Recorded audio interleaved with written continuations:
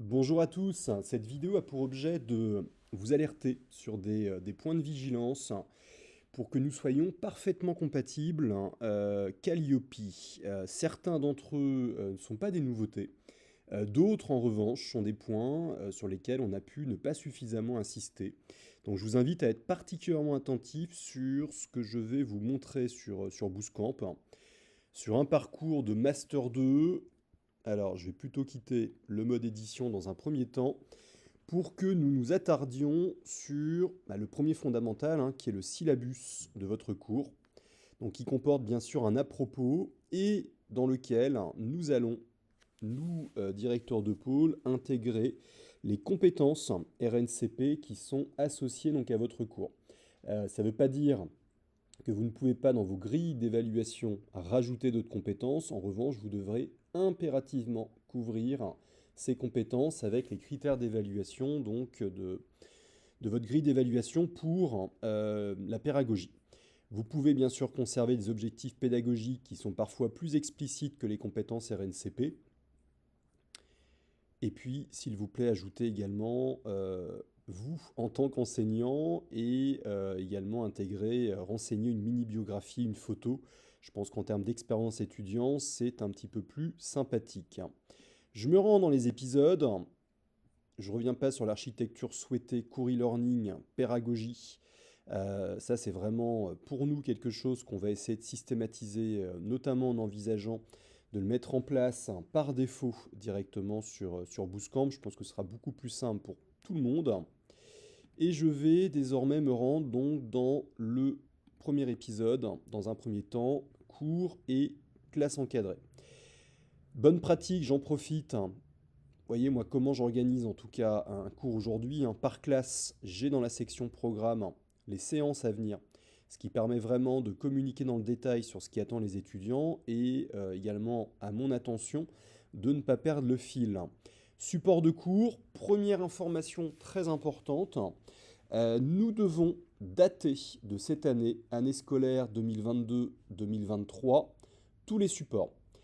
Alors, naturellement là-dessus, si votre cours est terminé, que vous pouvez le faire simplement, faites-le, s'il vous plaît. Pour les intervenants du second semestre, nous vous invitons, s'il vous plaît, à bien intégrer année scolaire 22-23. Si il y a quelques manquements, on pourra toujours dire effectivement que c'est un point d'amélioration. Voilà, maintenant vous l'avez en tête, et c'est bien sur le support directement que vous devez mettre année scolaire 22-23.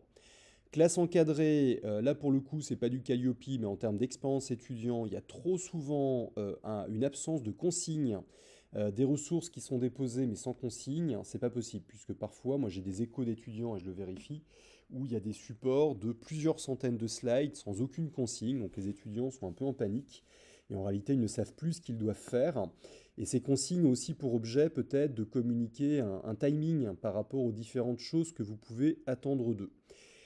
Bon, exercice et dépôt, là c'est particulier, c'est pas indispensable. En revanche, je vais m'attarder bien sûr sur le test individuel. Alors, il y a une première chose, naturellement, c'est que les notes soient accessibles pour les étudiants. En l'occurrence, j'ai des notes qui sont assez variées sur ce test. Dans les options de relecture, dans les paramètres du test, s'il vous plaît, assurez-vous que les notes soient accessibles. Le point qui est très Calliope, en revanche, et je vais vous le montrer comme ça, ce sera très concret. Alors, j'ai des questions, voilà. Vous avez la possibilité d'intégrer des feedbacks généraux, des corrigés. Si vous avez des questions ouvertes, vous devez impérativement communiquer un corrigé. Vous pouvez très bien télécharger un PDF avec toutes les réponses de votre test et puis le corriger indirectement, ou le gérer directement. Et là, je vais vous montrer où ça se passe. Dans l'édition de votre test, au niveau donc des questions, modifier le test. Vous avez la possibilité, donc directement au moment où est renseignée la question là ouverte, vous avez feedback général, ce qui permet à chaque étudiant de savoir pourquoi il n'a que 1 point, 2 points, 2 points et demi sur 3,5, etc. Peu importe, je pense que vous avez compris le principe. Donc le corriger, c'est très important, vous devez absolument le communiquer à cet endroit.